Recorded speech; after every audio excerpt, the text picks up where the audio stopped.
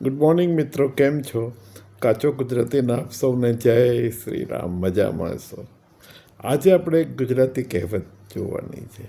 બહુ પ્રખ્યાત કહેવત છે, બોલે તેના બોર વેચાય. બહુ જ પ્રખ્યાત કહેવત છે અને એનું લિટરલ મિનિંગ લઈએ તો એવું થાય કે ભાઈ તમારે તમારી કોઈ બી વસ્તુ વેચવી હોય તો તમારે બોલવું પડે, તમારે માર્કેટિંગ કરવું પડે.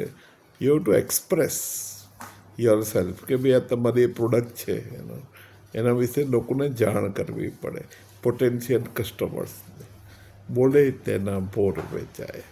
હવે આજના સંદર્ભમાં વાત કરીએ તો શું છે કે ક્વોલિટી બહુ અટમોસ્ટ ઇમ્પોર્ટન્ટ છે.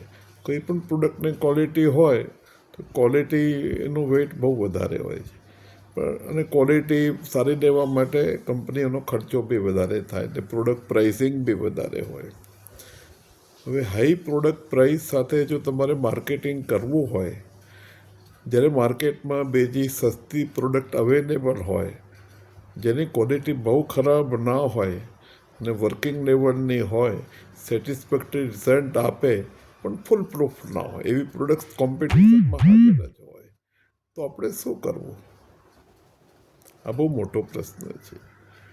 તો આપણે એને માર્કેટિંગ સ્ટ્રેટેજિક રીતે કરવું પડે કે આપણે માર્કેટિંગ ક્વોલિટીની દ્રષ્ટિએ જ કરવું પડે, બીજી કોઈ વસ્તુ થાય જ નહીં. એમ કે કોઈ આમાં ફોલ્ટ નહીં થાય, આની અંદર કદી કોઈ પ્રોબ્લેમ આવશે જ નહીં તમારે. ને આવી રીતે એના ફીચર્સ જે છે એને તમારે હાઇલાઇટ કરવા પડે, એની બ્રાન્ડ વેલ્યુને ગ્લોરીફાય કરવી પડે. આપણે ઉદાહરણ લઈએ તો એપલ ફોન છે. હવે એટલી બધી મોંઘો ફોન છે ને, બીજા બધા એન્ડ્રોઈડ ફોન બધા સેમસંગના 10-15-20 હજારમાં એટલા સારા મળે છે, તો એ લોકો 1,00,000-1.5 લાખના એન્ડ્રોઈડ ફોન કેમ લે છે? ફંક્શન્સમાં બહુ ફેર હોય છે તો કે નહીં, ફીચર્સમાં બહુ ફેર હોય છે તો કે નહીં, તો કે બ્રાન્ડ વેલ્યુ. એટલે એ લોકોની જે ક્વોલિટી તો ખરેખર સારી છે, પણ એને બ્રાન્ડ વેલ્યુમાં એ લોકો માર્કેટ કરી શક્યા છે. એટલે બોલે તેના બોર વેચાય. એટલે તમારી ક્વોલિટી સારી હોય ને તમારું પ્રોડક્ટ પ્રાઇસિંગ સારું હોય તો તમારે બ્રાન્ડ વેલ્યુ પર કેપિટલાઇઝ કરવું પડે તમારી પ્રોડક્ટ.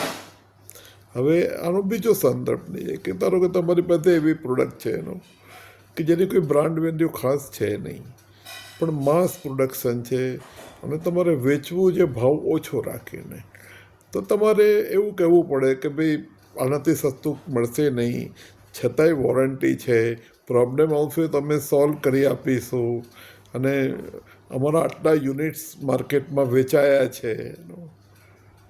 એ બધું પર કેપિટલાઇઝ કરો એટલે લોકોને લાગે કે ઓહો આટલા બધા યુનિટ એના વેચાયા છે.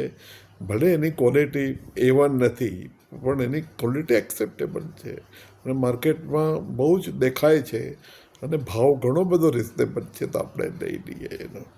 ને એ રીતે માર્કેટમાં આપણે જાતે પોઝિશન કરવા પડે. એટલે બોલે તેના બોર વેચાય કહીને આપણે ઘણી બધી માર્કેટિંગ સ્ટ્રેટેજી આમાં કહી દેવી પડે છે. કહી દીધી છે ઓલરેડી આ કહેવતની અંદર. આપણી કહેવતો બહુ જ ગૂઢ હોય છે અને આપણી કહેવતો થોડામાં ઘણું કહી જાય છે. એટલે આપણે આજે આ કહેવત વિશે વાત કરી, પછી ક્યારેક કરતા રહીશું બીજું. ખૂબ ખૂબ આભાર. Thank you so much. So nice of you.